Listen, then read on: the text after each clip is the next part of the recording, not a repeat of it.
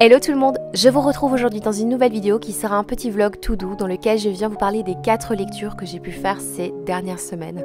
La première lecture que j'ai pu faire c'est La Chambre Rouge d'Edogawa Rampo. Alors je vais pas trop insister sur cette lecture puisque j'en parle dans une prochaine vidéo qui sortira assez vite, une vidéo favori. Alors ça donne un indice sur mon avis sur le livre. En tout cas, j'ai adoré, vraiment.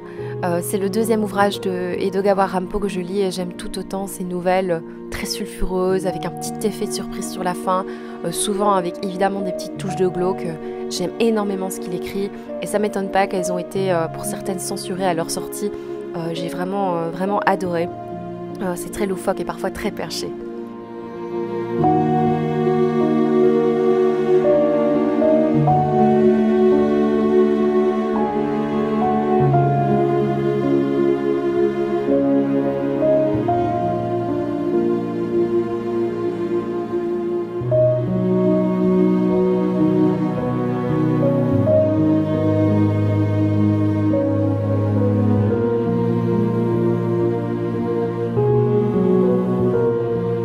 Ensuite, je viens vous parler d'un petit livre graphique, alors une lecture que j'ai faite en anglais récemment, il s'agit de Séance Tea Party.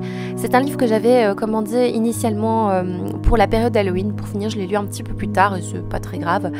C'est l'histoire d'une jeune fille qui refuse de grandir et qui en gros, au début du livre, à la période d'Halloween, va invoquer l'esprit qui hante sa famille. Et en fait, l'esprit qui vit dans sa maison, plus exactement. Et en fait, elle va devenir amie avec ce fantôme. Et il va se passer plein de petites choses. C'est vraiment très mignon. Ça délivre de très jolis messages.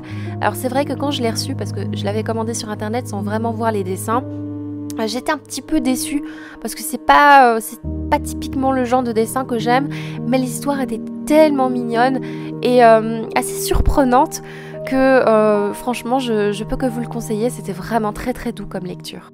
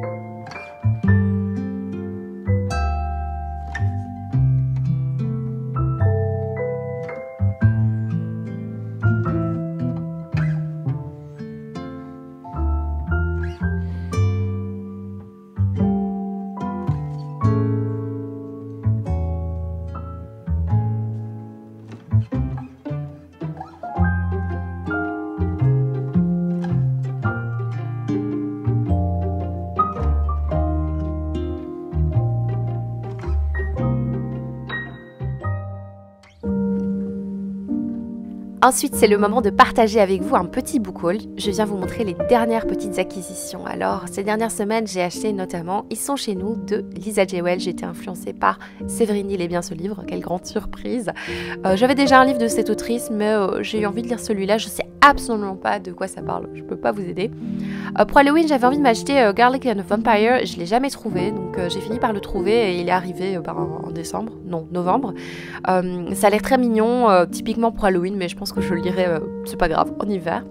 Ensuite, je me suis acheté récemment The Haunting Season. Ce sont des un recueil de nouvelles, de petites histoires, de petits contes un petit peu effrayants à lire tout le long de l'hiver. Ça a l'air vraiment super chouette. En plus, la couverture est d'une splendeur. Enfin, je pense que vous pouvez l'admirer. Ça a l'air vraiment chouette.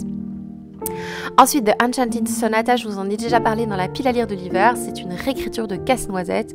On va rencontrer notamment un pianiste virtuose. Ça m'inspire beaucoup cette lecture.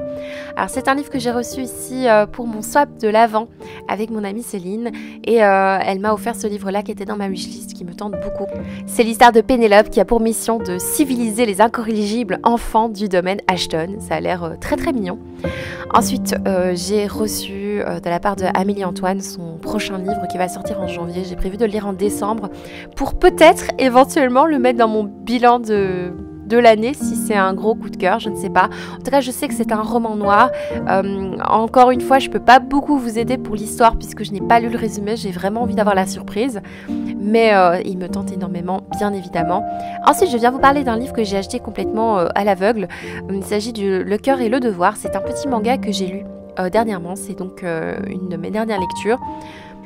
Alors dans ce premier tome, on suit l'histoire de Bertha, qui est une jeune femme qui va, pour des raisons politiques, épouser le roi. Elle va devenir la seconde épouse du roi. Elle va lui donner un enfant qui sera donc un héritier. Il y aura pas mal de petites rivalités, de petites intrigues politiques, d'intrigues de cour. Elle va, je pense, tomber petit à petit sous le charme du roi. Maintenant, bon, c'est pas encore le cas, mais j'ai l'impression que c'est vers ça qu'on va dans la suite de cette saga. J'ai très envie d'avoir la suite, même si c'est pas non plus transcendant comme lecture. Ensuite, j'ai acheté ce livre-là dont je vous parle un petit peu plus tard, puisque c'est la 4e lecture de ce vlog.